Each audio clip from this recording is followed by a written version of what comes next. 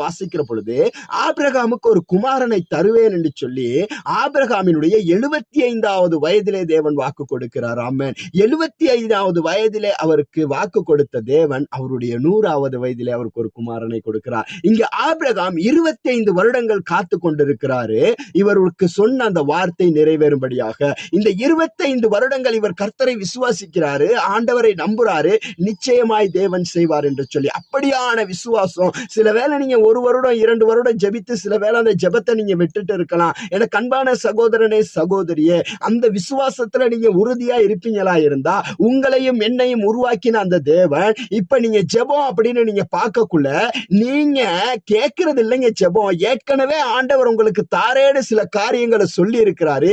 இத உங்களுடைய வாழ்க்கையில பெற்றுக்கொள்ள போகிறது தாங்க ஜெபம். ஹல்லேலூயா.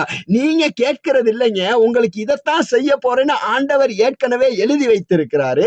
ஆண்டவர் ஏற்கனவே வேதத்துல சொல்லி இருக்கிறாரு. இதை நீங்க பெற்றுக்கொள்ள மாத்திரம் தாங்க நீங்க ஜெபிக்க போறீங்க. ஹல்லேலூயா. ஆண்டவர் உங்களுக்கு தருவேன்னு சொன்னதை ஒரு காலமும் யாராலையும் தடை செய்ய முடியாது. அவர் தருவேன் என்று சொன்னவர், உங்களுக்கு வாக்குத்தத்தம் பண்ணினவர், உங்களுக்கு சொன்னதை செய்து முடிக்கும் அளவும் உங்களை கைவிடாத தேவனாய் இருக்கிறார். ஹல்லேலூயா. இன்றைய நாளுமாய் கூட எனக்கு அன்பான சகோதரனே சகோதரியே, இந்த வீடியோவை பார்த்து கொண்டிருக்கிற உங்களோட வாழ்க்கையில நான் இதை கேட்டேன் பிரதர், எனக்கு இன்னும் கிடைக்கலன்னு நீங்க சொல்றீங்களா? ஜெபிங்க, நீங்க காத்துருங்க. என்னுடைய வாழ்க்கையில இப்போ ஒரு 6 வருடங்களா எங்களுடைய வீட்டுக்காகவும் எங்களுடைய காணிக்காகவும் ஜெபித்தோம்.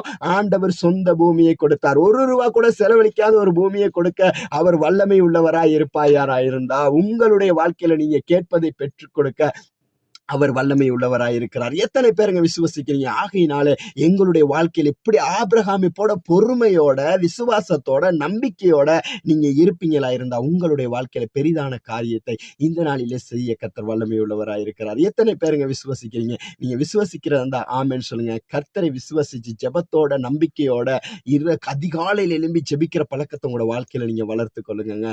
அப்படியாக அதிகாலையில் எழும்பி நீங்க கர்த்தருடைய சமூகத்துல அமர்ந்து ஜெபிக்கிற போல புதிய ஜீவனை கர்த்தர் உங்களுக்கு கொடுப்பார். புதிய ஒரு வாழ்க்கையை கர்த்தர் உங்களுக்கு கொடுப்பார். ஹல்லேலூயா. எனக்கு அன்பான சகோதரனே சகோதரியே, இந்த வீடியோவை பார்த்து கொண்டிருக்கிற நீங்க ஒருவேளை விசுவாசமே இல்லாம நம்பிக்கையே இல்லாம பயணிச்சு கொண்டிருக்கலாம். நீங்க விசுவாசிச்சு பாருங்க. நீங்க நம்பிக்கையோட கர்த்தருடைய சமூகத்துல காத்திருந்து பாருங்க.